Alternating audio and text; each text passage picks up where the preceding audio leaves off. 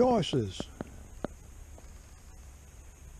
We could go this way, or we could go this way.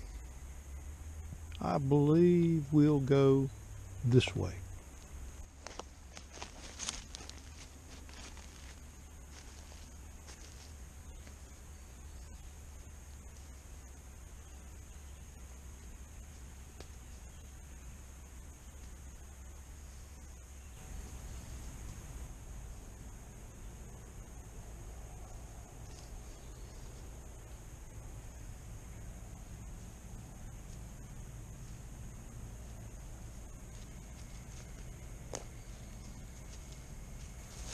Hey there, we're back, and glad to be here.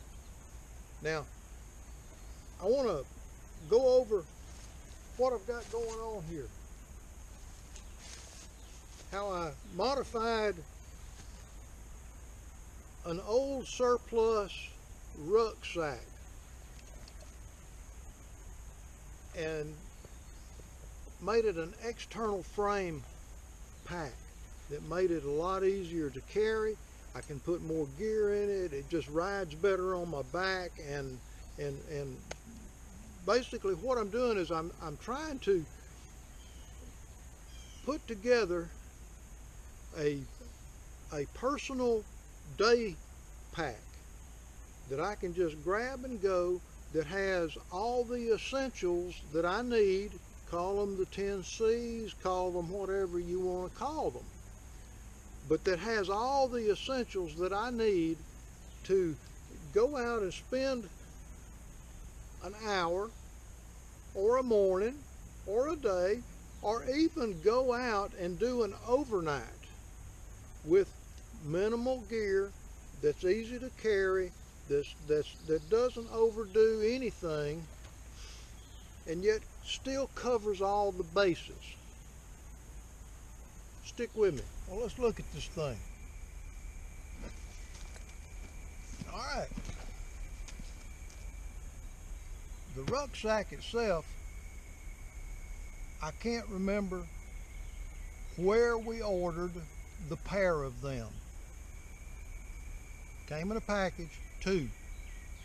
This one, and one a little bit smaller than this one, that's set up somewhat differently. But this one has a zippered pocket on the front. It's got two side pockets. It also has, the top is made with a zippered pocket, and you know, it's pretty standard deal. That immediately, the first thing I did was I took a garbage can and stuck it down in here to create more of a solid feature for carrying stuff, because with the haversack right against your back, things in the sack itself have a tendency to gouge you in the back, and that's not pleasant. Nothing good about that. So you take a garbage can, and a plastic garbage can that fits inside of it. The downside of that is that the garbage can itself will not hold as much as the sack will, but you can put those back gouging things inside the garbage can, and then you've still got plenty of room around it in order to put other stuff that's important, like the important paper, all important paper. Got to have that in there now, buddy, because you never know when you might need to go. Now, I've got my Nimble Wheel Nomad stick stove that also doubles as an alcohol burner stand from a little alcohol stove. I've got that tucked down in there, and I don't have this kit completely set up yet, but we're going to do a separate video on how I've downsized from having a massive kit that by the time I was through getting my water and everything on it, I'm carrying 45 pounds on my back just to go out and do a little overnight. And once I've got this complete in the next couple of days, I'll do a video, a separate contents video of the whole thing. But you know, for right now, I've got my little folding fire irons that I made and that sort of thing. Just a quick look through, you know, there's a tarp, there's a hammock, and I'll get my Tribe Provisions hammock. We're going into the summer months. The mosquitoes are going to get really bad. I'll get my bug net and my better tarp, my Chill Gorilla tarp. That'll be in here, and that sort of thing. Right now there's a cutting board in there. I've got a saw. There's the basic essentials are here already. I don't know if that's showing up in the camera or not, but you know, I always wear a web belt that has a pouch on it and a canteen. I carry a canteen cup inside that bag for my you know, boiling water, making tea, or cooking. You can do a lot with a canteen cup. And I've got a lid for it as well, that you can make your own lid. You can DIY something like that. I ordered this from Survival Resources, John McCann's store. There's ways that you can go about doing what you need to do to be able to get out in the woods, get out in the field, and enjoy being out there without spending an awful lot of money. There is a little bit of an expense, but you don't have to break the bank. You don't have to end up getting a divorce on account of what you're spending to play in the woods. One of the things that I did after redesigning the frame for my pack sack, I used the Roycroft style thing for, gosh, 5, 7, 8, 9 years, I don't know, a long time. And then I bent a stick and made a bent stick frame for my pack sack, and I really prefer that. And so I got to thinking, I can make an external frame for this surplus knapsack that will make it easier to carry and even more versatile.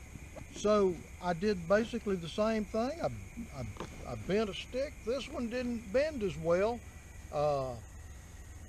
In fact, it split a little bit, and rather than throwing the whole thing away, I finished bending it, and then I wrapped that with duct tape where it was split, and then I wrapped it with jute twine. Just gives it a softer grip, and it's holding up quite well.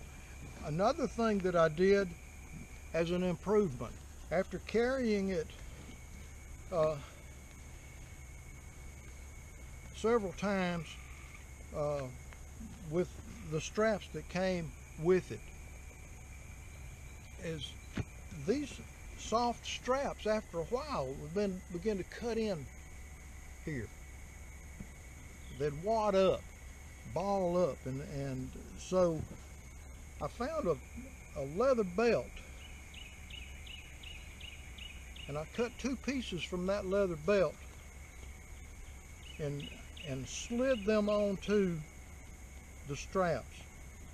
And then at the top of the straps, I used the awl on my Swiss Army knife just to bore a couple of holes in that leather, and I've got that attached so that these leather pieces that support the weight evenly on my shoulders up here, they don't slide up and down. They're not going anywhere.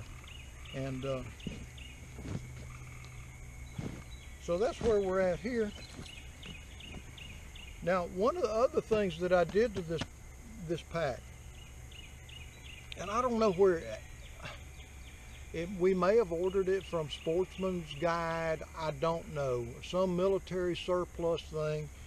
The pack itself came from Europe. I don't know, maybe Czechoslovakia, maybe Italy, I don't know, I can't remember. But one of the immediate problems that I noticed with it was that the canvas is untreated. And so for this pack, I took a small tube of 100% clear silicone and a quart of low odor mineral spirits. And I put the silicone in there and I stirred it up really, really good, and I brushed it on. And what it did, it made, I'll not say that it's completely waterproof, but what it did, it made the water just runs off of it. It made it very water resistant. And so that's just a little tip that if you've got canvas material or cotton material that you want to add some waterproofing to, that's a little trick that you can use. That it's not like making oilcloth in a traditional fashion, but you can even use it to make a type of oilcloth. If you want to dye your material first to the color that you want it, give it that brown look, and then put that coating on the top of it, that would work just fine. Folks, been good being with you. It's been good having you with me. If you like what you see, subscribe, click a like, comment, interact with me. You got questions? Ask them. I'll do my best to answer them in a way that benefits everybody. Thanks for watching. Thanks for subscribing. I'll see you on the next one.